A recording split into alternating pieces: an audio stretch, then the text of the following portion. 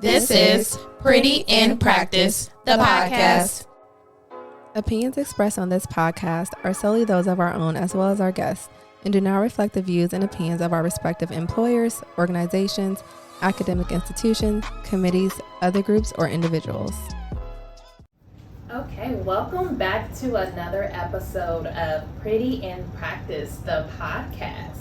Today, we are going to jump in and do a deep dive on careers. And we know you guys know what we do in disciplines in healthcare, but we really want to take you through an understanding of our careers and different career options in our field. But first, let's hop into our doctor's diary to get to know the doctors a little better. So let's see. Today's question is going to be, what was the worst job you ever had? The irony. Fitting. Wow. That's hilarious. Okay. All right. Who wants to take a stab at that? I can go. Okay, so sorry to my pre-meds, but the worst job I ever had was working as a medical scribe. Oh my goodness. So that's like the job to have as a pre-med. Yes. But when I tell you it was by far the worst job I've ever worked, because like I remember they said you are to be seen, not heard. Like that was the motto. Yes. Like you can go in the that. patient room, but don't say a thing to the patient other than like hello and goodbye. Crazy. And you know, I like to talk. Exactly. That was and really that hard. drove me nuts because I'm like, well, I got questions that I want to ask the patient. So I did not like it. It was not a good fit for my personality. I don't like being told what to do, hence the reason I don't want to be given the orders. It just wasn't great. And then I also did it in podiatry, and I don't, you know, Tell the people what podiatry is. feet is not my thing. You know, it wasn't the greatest experience. They're foot and ankle surgeons. Yeah. Doctors, they also have doctors. Yeah, scribing wasn't my worst job, but it was hard because like she said, you're the analogy I was given when I was a scribe was like you're supposed to be like a fly on the wall. And yeah, like Dee said, like I'm too talkative for that. Like I want to ask you a question. Like I want to talk to you before the doctor gets in the room because it's like it's awkward. You come in and you say hello, and then you just stand there. So the doctor is like not right behind you. It's like you're not supposed to say anything. It's just weird. But I would say my worst job was retail. I worked in retail and it was so boring. Like unless it was a sale, like I worked for one of the major retailers, and unless it was like a huge sale going on, it was just boring. And like, I mean, you can only do so much folding clothes and putting clothes on the rack. Like, Right. You can only do that so much. And then it was like a competitive, like I was part-time, so I didn't, care. Like I was just trying to get some extra money and stuff to, get my nails done, go on a trip or something. Like, and then I was just around people that were very like nasty and like catty and super competitive. And then like I had to convince people to apply for credit cards for the store, and I hate convincing people to do stuff. Like I'm the type of person I would just ask you, do you want to open the credit card? You get 20% off. No. Okay. Rings up your items. But we were literally evaluated on how many credit cards we would open up and stuff, and it was just too much convincing and stuff like that. So that was my worst job. Oh, I definitely relate. Not convincing anybody to anything. Not even if they think they would. Okay? You don't want to do therapy today? Okay. And move on. I'd say my worst job, I'm going with my worst physical therapy job because I bounced around a little bit. I had like a 9-month stint in outpatient physical therapy. And it was in like, I don't want to say bird, but like a little small city outside of Fort Wayne. So it was a little drive there. That was strike one. Like it was a 38-minute drive. Okay. And then since it was so far, I opted for 410s. Oh. Woo. Okay. Regret. Anyway, Regret. yep, that was regret. But I guess the worst part was like, our patients were alright, but it was just the environment wasn't great. Like because it was on the outskirts of town, like the patient population looked nothing like me. And I tell you that I had no patients of color. Like I seen maybe I'm gonna give it three people of color walked in that clinic the whole 9 months I worked there. And one of them was escorted by a sheriff because he was in jail getting therapy. So he has his ankle cuffs on, and that was when people come. Everybody needs therapy, y'all. Yeah. They broke his arm while they were arresting him. Anyway. Oh my god. Awful. Yeah. So, That sounds terrible. yeah, so he had lots of shorter things going on. But yeah, that was definitely my worst job. Like, not being able to see patients who look like me, like, it just doesn't make it worthwhile to go through what I go through just to do it. So Yeah, I can see that. Ooh. Oh, so I'm gonna jump in and say, I'll start and say I've been around the block for numbers of bad jobs. I've done retail, like Lay said. I've done warehouse jobs, which were terrible. But the worst job, and I can talk about this company because it's not in business anymore, is that I worked at Kmart last year. And that company, it just was a terrible time experience. First of all, the products that they sold, specifically the food, was terrible.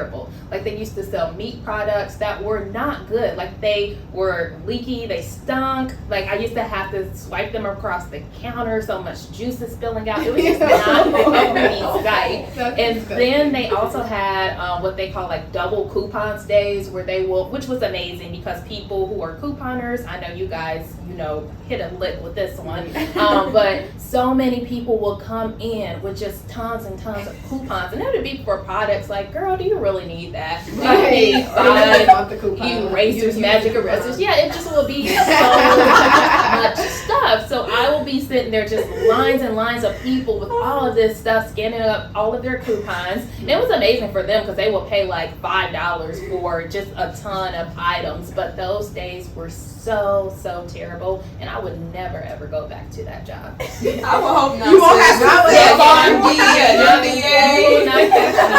bringing up my items, but I'm actually a doctor though. Right. Are you? But shout out to everyone who's a cashier at a food store, because you don't get enough credit. It is a lot going on there, and it's a lot to deal with. So shout out to you. Yes, I forgot I was a cashier for about a couple of weeks. Oh, only a couple of weeks. Yeah, I quit. They was trying to make me be a greeter sometimes. No. Just like, no. All I need to do. No, thank you. That wasn't right.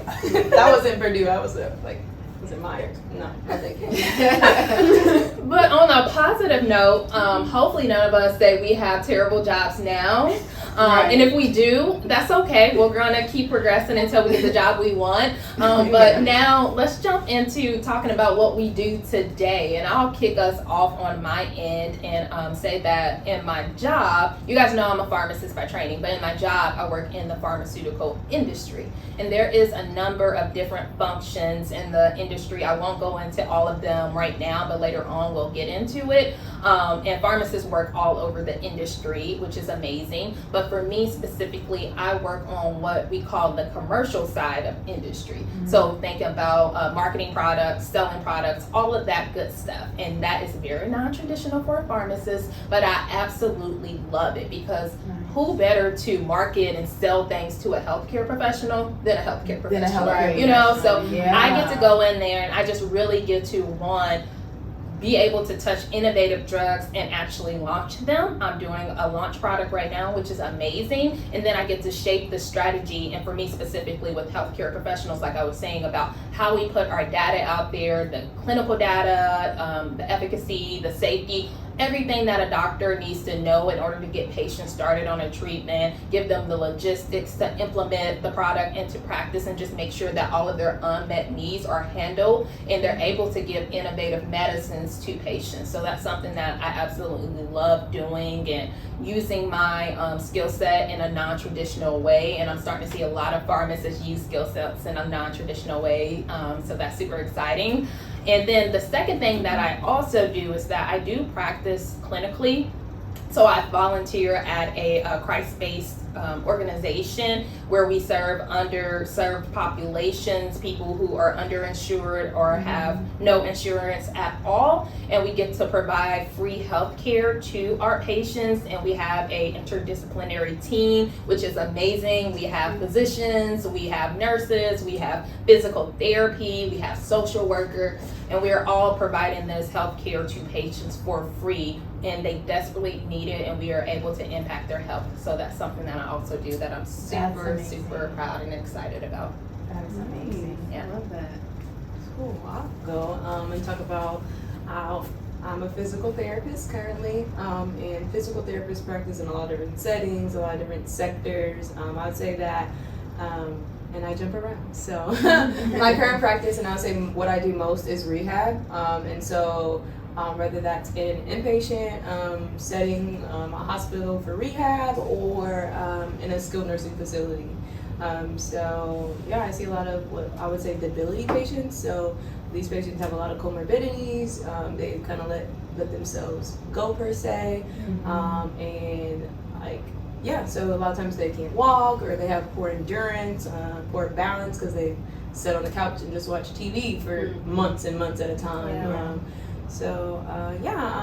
I'd say that I don't know. Travel is probably what I like to do the most, like travel PT. You can take 12-week contracts in different settings, and that kind of, you can work anywhere for 12 weeks, okay? So sometimes it's the people you work with, sometimes it's the patient population, but I know I can do anything for 12 weeks. And more so recently, I just completed a contract at an inpatient rehab facility. So those are inpatient patients who have been to an acute care and now they're at a different hospital that isn't quite as acute. So there's no emergent care here. Like if they have an emergency, they're getting sent back out to the acute care. So they're just here for rehab and sometimes like wound care or something like that they can't manage at home, which I thoroughly enjoy because it really lets me tap into my little neural nerdish ways. So yeah.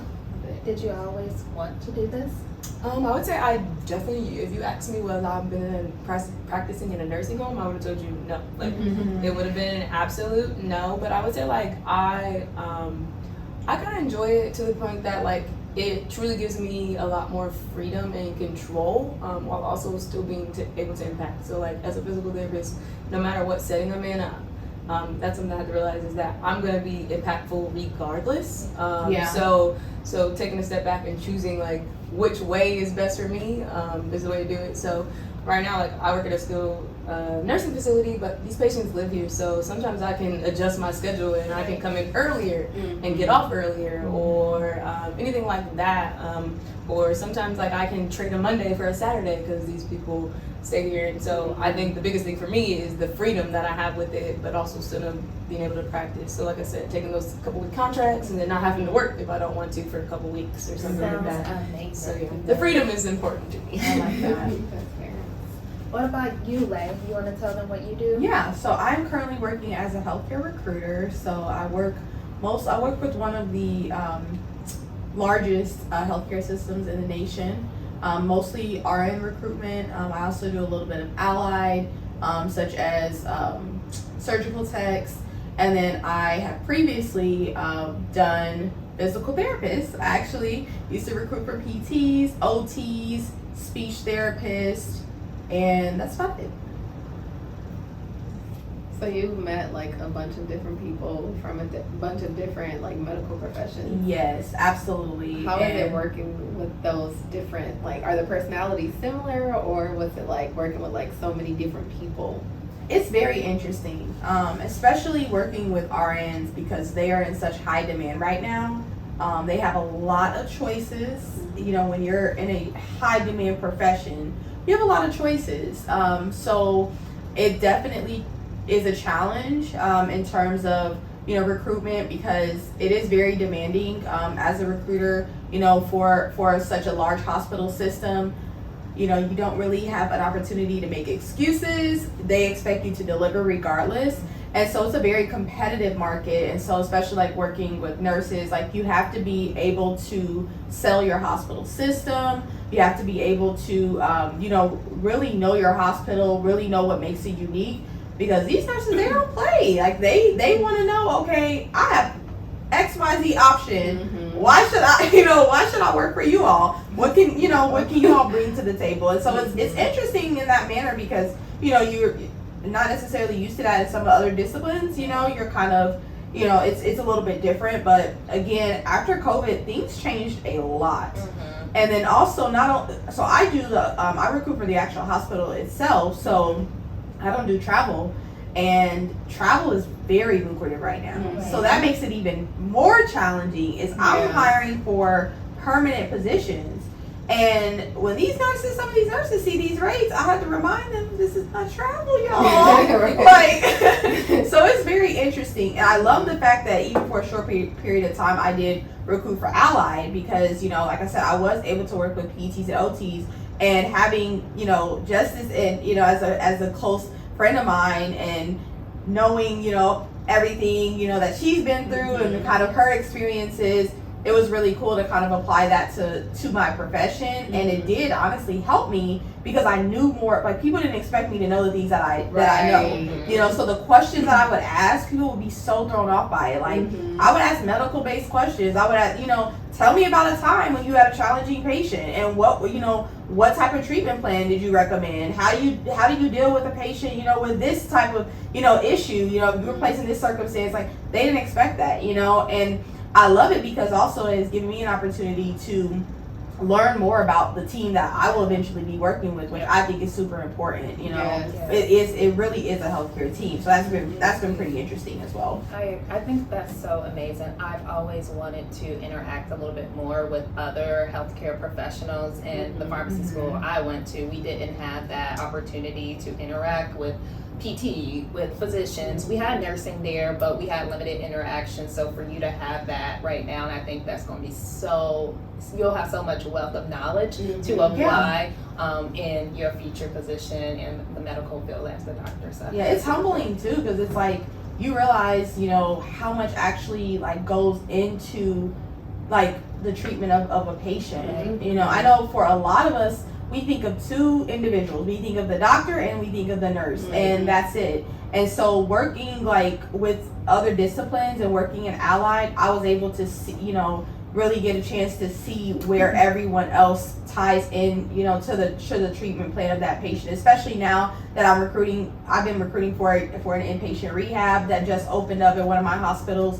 in April, and so we've been working to get that rehab filled up with PTs, OTs, speech therapists, registered nurses, the whole 9 yards. And so starting from scratch and literally trying to build the team on that unit has been super challenging, but it's also been very rewarding to kind of see where we were at when we were just getting, things started, and now we're, almost fully staffed. Like, it's really been a good experience, honestly.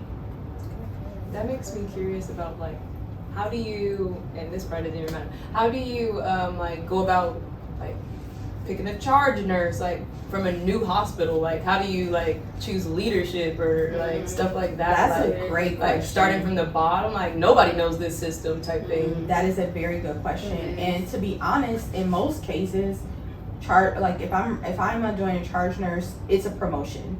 99% of the time, it's a promotion.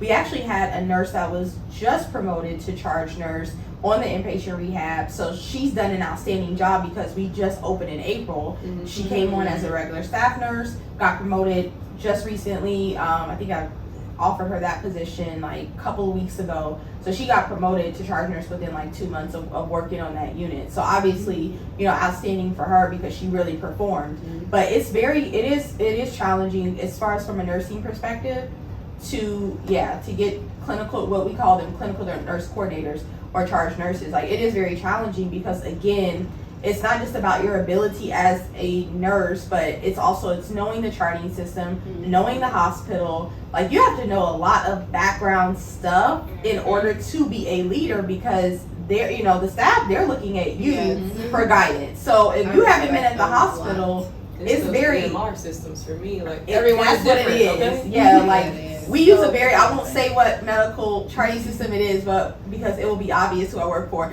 But we have a very old charting system that is not like popular. And so people will ask, well, what do you guys use? And I'll tell them it's like, ooh, that might have given it away. Oops. But but yeah, so I mean, it is definitely one of those things where you're looking for a very particular type of applicant, and if you are going to kind of go against that, you know, if you don't have someone that's being promoted internally and you have to look outwards, like it's a very unique type of applicant, and they have to be a quick learner. Like you have to be able to think on your feet, you have to be able to learn quickly, because again, things don't slow down because you're in that leadership position. So you got to be ready to hit the ground running. And that's another thing too when it comes to travel. Like I know, you know, as a travel PT, that as a traveler, I know that it sounds like such an amazing opportunity to travel, because the money is there. The money is there, but you have to be able to hit the ground running. Like you can't be, you know, slow to get it. Like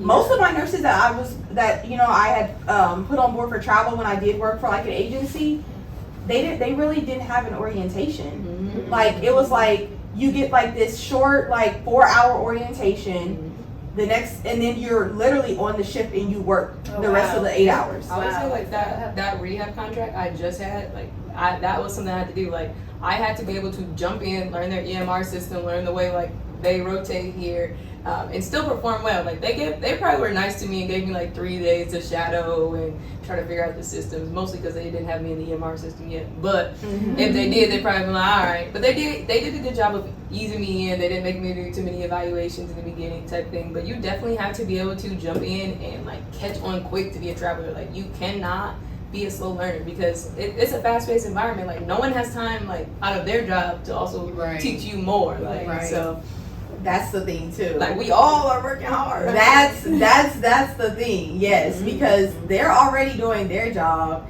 and even if they want to, like it's hard to do your job and then help somebody else. Like it's very hard to do that. So.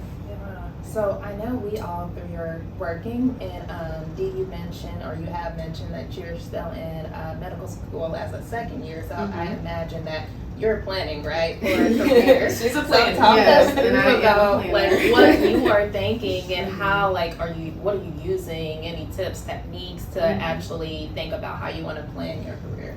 So I'm actually using my gap year experiences to pretty much determine what type of doctor I want to be. And so I mentioned on another episode that I worked as a clinical research coordinator, which was really nice. It got me into like the clinical research side of things. So I know that in some capacity I want to do research. However, I'm more so looking into like quality improvement projects, so that I can like tackle healthcare disparities. So that is definitely something that I'm looking forward to doing when I become an attending. And then the other position that I worked during my second gap year was as a teaching assistant. And so for anyone who's not familiar, like in undergrad you have teaching assistants, and sometimes that looks good on like an application for like grad school or professional school. However, at the graduate level, I actually got paid for it, and we talked about the worst job. That was by far the best job I've ever had. It was so fulfilling. Like I didn't realize that, being able to teach like my peers, because some of the students I taught were older than me, they were my age, or they were like a year younger than me, but like literally we had the ability and autonomy to give lectures. And then we hosted office hours, we wrote exams, we wrote cases. It was amazing to be on that side of it. So I'm like definitely considering some kind of academia in my future career. If I can have it my way, I would probably practice 80%, then 20% in the classroom. And I don't know, it's just an amazing experience. I'm like, sometimes I'll be like a little hard on myself, like, did I teach that well enough? Should I have taught it another way? And then I had the best students ever, because I'll always get like little chat messages, because it was during COVID, so we were like online, but I would get like chat messages or emails like, oh my gosh, D'Angela, you just explained it so well, like thank you so much. And that feeling was like, yes, I helped somebody. Like not only can I help my patients get better, but I can help like the next generation of doctors. Like that's amazing. So right now, as a second year medical student, I'm like, what do I want this to look like? Do I want to, I don't know, hit the ground running, practice for a while, and then go back for a master's degree to put me, I mean, I have a master's in medical physiology, but like in education and healthcare administration or business administration to put me on a higher level. If I went the MBA route, it would be to potentially be like a CEO. I'm the type who reaches for the stars. Yes. And so, like, to me, there are no limits to my life at all. Like, I'm looking at the bigger picture down the road. Like, I've seen it. Like, currently, the president of one of the hospitals that I'm at is a Black woman. And so I'm just like, that could be me. It may be, like, truly God's plan. So, I'm keeping my options open. And then the last thing I'll mention is fellowshipping. So some people may know that after you complete medical school, you then go to residency. And the timeline varies. It's like 3 to 5 years depending on like your specialty. And then you also have the opportunity to fellowship after residency to get, like further training. And so because I'm going into primary care, which is pretty general, I am thinking about doing a fellowship so that I can be a little more well-versed in one area. I haven't quite decided which fellowship because there are quite a few, especially for family medicine. So I'm keeping my options open right now. I'm just kind of like exploring. I think it'll probably be solidified during my 3rd year when I do clinical rotations to see like which route I want to go. But yeah, right now I don't plan to be your average doctor who practices and that's never it. average. Say that. I am going to be that doctor who is like in clinic, in class, at a conference in another country, and Yes, in another pitching country. myself to be the next CEO of one of these big hospitals. And yeah, y'all heard it here first. Love that. Mark this video. Yes. Mark this podcast. Okay. Well, Dee, you mentioned something. You said options, and there are so many options out there across all of our disciplines that people do not know about. Yeah. So can you all kind of just walk through some of the options, the traditional options and some of the non-traditional options as well, that, if someone's considering physical therapy, a physician, and of course I'll touch on pharmacy, what different things are out there that they could potentially do as a career? Yeah, so there's a lot more different specialties and disciplines in physical therapy than a lot of us know. And just to list them, there's pediatric, there's sports, there's women's health, geriatrics, cardiopulm, neurology, orthopedics, and there's even oncology physical therapy. Some of these, like physical therapy doesn't quite require you to do a residency or a fellowship yet, but it depends on like the job. So if you go somewhere in like pediatrics or women's health, like you don't generally come out knowing enough to truly practice those things. So those are things that you could go and get a residency or a fellowship. And then down the line, they have specialties. So like there's a sports specialty, which obviously just makes you a higher class physical therapist in sports. So you know a lot more about sports. So when we come out of PT school, we're versed in all of those sectors, like enough to like treat them, but there's always more to know, and it's impossible to teach everything about each of those topics. So yeah, I mean, those are a lot of the ones that people don't know, especially like cardiopulmonary.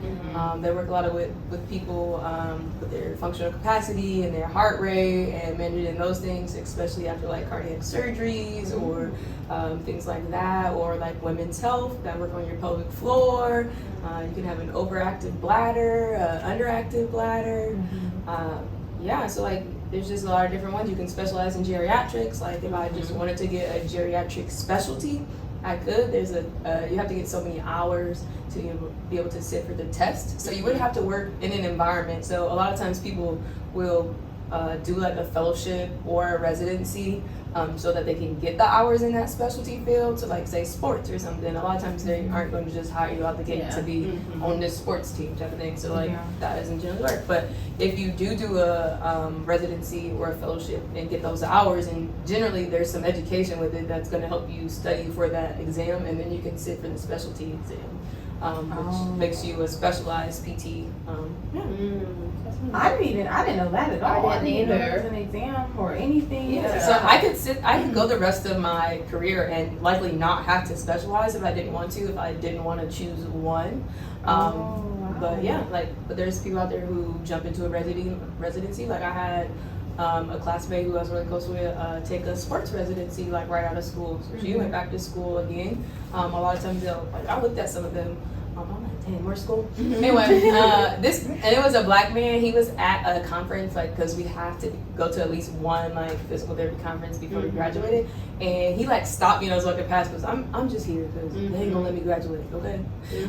So anyway, he's like talking about his residency program, and I can't remember if it was like at that time I was probably really interested in a neuro one, or even sports. Like I definitely consider sports. I haven't done a lot of that, but definitely consideration. But he was like, he almost got me. Like he talking, like coming from a black man, like oh residency, like oh you're a PT, like dang you almost got me. But like it was somewhere else in the world. I'm like I don't know about that, but yeah, like there's just different residencies to kind of get you more specialized in the career of your choice. Like some people go in and they know exactly what they want, like pediatrics, that's what I'm going to do. So yeah, definitely jump into a residency if that's what you know what you need to do.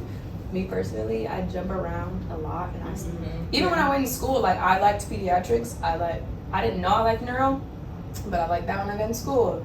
I like the idea of orthopedics. I just don't like the practice of it. I like sports. It'd be like that. Yeah, so I don't know. I don't know. We'll see. I might switch it up. I won't be rehab next year. Who knows? Is it paid? Like are residencies paid as like? So yeah, like but they're like usually less than what you make. So right. Obviously, because so very similar. Part of it, like then your tuition is covered sometimes. I think because you're also in school. So a lot of times they have like hours where they're in class, and then they have hours where they're treating. Like, so yeah, like you're in school. Yeah, so basically you have like a preceptor who's over you, and you're also in courses. So yeah. See, I didn't know. Oh wow. So how does that differ from more of the physician? And I know Dee, you mentioned earlier residencies and fellowships. How does that differ? And then also, I want to say first is that like ours aren't required. So like in yes, medical school, they have to get a residency. They have to choose a specialty. To be a practicing physician, you have to go through residency. Where it's a choice for us still. And I say still because I expect it to change down the line, just because, like I said, you get such a general knowledge in PT school that like it's not enough to do one of those things really well type thing. And you're in training like specifically for like residency. Like you're a physician, but you're basically like you are working as a physician, but you're still in training, meaning that you're supervised. So you're not paying tuition anymore. You're not in school any longer. At that point they're paying you. Not a lot, yes, not a lot at all. Resident friend, don't think they making the big bucks there. They are not. Poor things, like oh Lord. But yeah, so yeah, you're actually working, and you graduated from medical school. You have your full medical degree, but you're not what we call an attending physician, meaning that you are a full-fledged physician that you can practice without supervision. So what are those options for attending physicians? I imagine that it is countless. Endless. Options there. Pretty much every specialty you will be an attending physician once you're finished. So if you want to be a pediatrician, you go to medical school, you do your 3 to 4 years of pediatric residency. If you want to specialize, you can go into you can go and do a fellowship, as Dee was mentioning, which is just a further specialization. So and it's not required. It's not required. It's only if you want to specialize in a further area. So let's say I wanted to be a neonatologist, which is a baby doctor. So NICU babies, they have a doctor specifically for them. I would do a pediatric residency, and then I would do a fellowship in neonatology. So again, I'm still a physician. I'm going in and they're calling me Dr. Lay, and I am getting paid, but I am still under training, so I'm not an attending physician yet until I would finish my fellowship program in neonatology. Yeah, I would say similar. Like if I wanted to be like a neonatologist PT, like work with those patients in the NICU, that I would definitely have to like get a fellowship or a residency, and likely a fellowship as well, because like I said, that's so extensive of a treatment like that we don't learn. Like we learn like the regular childhood, but we don't go in depth on kids. Like so Yeah, I think it's similar too for pharmacy. in regards to like the residencies and fellowship options, and I'll just jump in and list off some of the different options, career choices in pharmacy world. But from a residency and fellowship perspective, those are optional. And the difference for us in the pharmacy world is that residency, you're going to be a little bit more clinical. So you're going to be at a hospital setting, a clinic, or something like that, and you're going to be seeing patients. Whereas in the fellowship, you're usually in the pharmaceutical industry. There are different types of fellowships, but usually when you hear that, you're in the pharmaceutical industry doing a 1 or 2 year training program, development program, before you actually go and start your career in the industry. So for me, I did a fellowship program, and there's countless of options, one for fellowship as well as for industry. You can work in regulatory, where you are dealing with regulatory agencies like the FDA and kind of in that middleman to get drugs approved through the FDA. You can work like I'm doing in commercial and help the sales and marketing. You can work in health outcomes and looking at data from, treatment out there in the real world and trying to make sure that we are collecting treatment for patients who are not in clinical trials, and looking to make sure that our drugs are effective. So there's just a number of options from the pharmaceutical industry side that you can work in. And then outside of that, I mentioned the residency, and there's so many different residencies you can do. You can also do ambulatory care, where you're kind of focusing on things such as anti-coag, diabetes, those different topics. You can also do nuclear pharmacy, which is something that a lot of people don't know. You're working with radioactive drugs that we use to diagnose and treat patients. There are certain radioactives that are involved in that pharmacists get involved with, so that's really cool. You can be a consultant pharmacist, where you're just helping companies, advising them on different pharmacy services or advising them on insurance type of plays. You can do health informatics, where you are improving the technology used as we dispense medications to patients. So there's just a number of options, and I'm sure I didn't even hit on all the things that's out there, but I just love the versatility of the pharmacy degree and what it offers. I really appreciate you for saying that, honestly, because I think for a lot of us, when we think of pharmacists, we only think of, when we go and get that prescription filled. Right. And that's CVS, crazy. I didn't even mention retail pharmacy, and no disrespect to retail pharmacy, because my colleagues, you guys are out there doing it. It takes so much to do retail pharmacy, but yeah, that definitely is a route. Mail order pharmacy. There's just that traditional foundation, but then I would also have never some of those thought non-traditional. there were all of those options in pharmacy. I mean, that is pretty amazing. It is. Yeah. So I want you guys to kind of look into a crystal ball, and it's always hard planning. Each year, I feel like everybody wants to know, where do you want to be? What do you want to do? But right now, if you can, based on the options that you guys are looking at and based on where you want to be, where do you think you guys want to do or be at in 10 years from now? I can start. So, in my crystal ball, I see myself as an attending physician, probably in the early stages of rolling out an accelerated program like the one that I completed at another school, because I feel like we need more of these programs. And so, I think that I'll probably be tapping into that like academia side of things in 10 years. I think the CEO thing is going to be like 20 years, 25 years. But 10 years from now, I'll be an attending physician, practicing, probably completing a fellowship, and rolling out, some new accelerated program at another osteopathic medical school. Yes. I love it. Okay. For me, definitely see myself finish with medical school, finish with residency, potentially starting a fellowship. If I decide to go into neonatology, then I'll probably be in the middle of fellowship at that point. If not, I will be, at that point, I'll be an attending physician, probably in some busy city, just doing what I love. Into that. 10 years. I don't know. So like Dee said, I do think about a lot jumping into academia. Like I would love to be a professor. But I guess the question to me is, do I want to go back and do like a residency or something and get a specialty? Because most of those professors that I had, like if I wanted to be the neuroscience teacher, I would have to get a neuro specialty, and I would have to practice that exam, and I would have to get those hours. So that's something in the consideration for sure.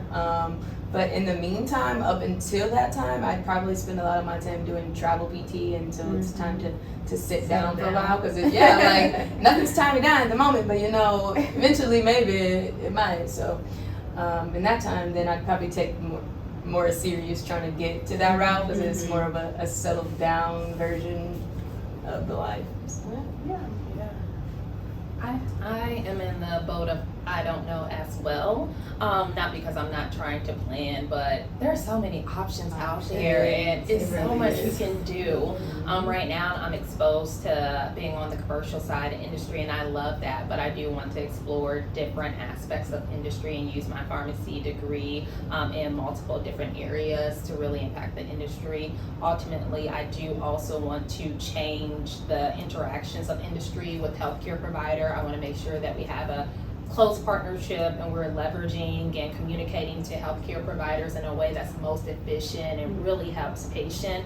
I want to elevate pharmacists in pharmaceutical industry. A lot of times the traditional thought in industry is that the healthcare provider is just the physician, but as we can see at this table, there's so many people on the team. There's so much opportunity to engage with these different healthcare providers and educate them on innovative therapies that are really going to impact and help patients. So just making sure that we just change the perspective of that in industry. And there's so much, and there also might be a private practice opportunity. You just never know. But in 10 years, I will say, I know we all are going to be tremendously successful. We're going to impact patients. We're going to impact the generations after us. So I just can't wait to revisit this conversation. Oh my goodness. This video is this podcast is going to be great. We're going to play it back on our 10-year podcast. I want to be like that Beyonce video where she's like naming off everything she wants to do, and they're like, check, she did this, check, she did this, she manifested that. So that will be us. It will. Yes, I love it.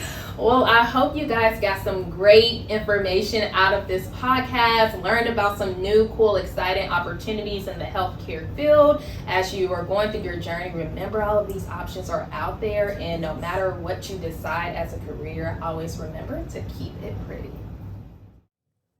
As always, thank you for joining us for the ride. Be sure to keep in touch by following us on Instagram and subscribing to our YouTube channel at Pretty in Practice. Feel free to send us a DM of any topics you want us to discuss, and you might hear them on a future Pretty in Practice episode. Keep it pretty.